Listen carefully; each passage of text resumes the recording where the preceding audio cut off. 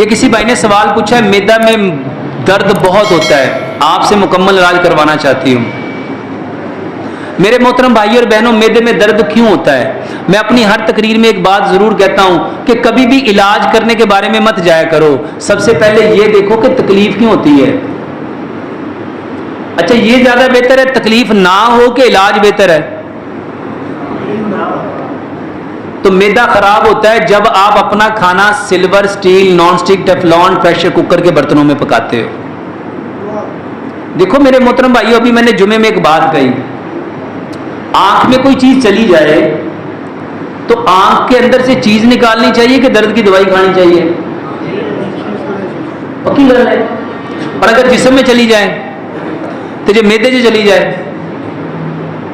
पहले की करना चाहिए?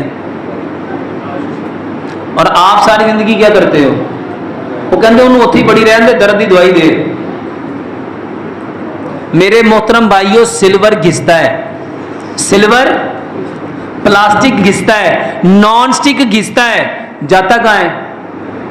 अच्छा, आप लोग खाना किस में पकाते हो? सिल्वर के बर्तन में पकाते हो, प्लास्टिक के बर्तन में खाते हो। पानी बर्फ किस में जमाते हो? सिल्वर के कौले में जमाते हो, प्लास्टिक की बोतल में ठंडा करते हो। सिल्वर खाते भी हो, पीते भी हो, प्लास्टिक खाते भी हो, पीते भी हो। अंदर तो प्लास्टिक और सिल्वर जा रहा है। दूसरे नंबर पे खतरनाक चीज नॉन स्टिक है, टेफलॉन।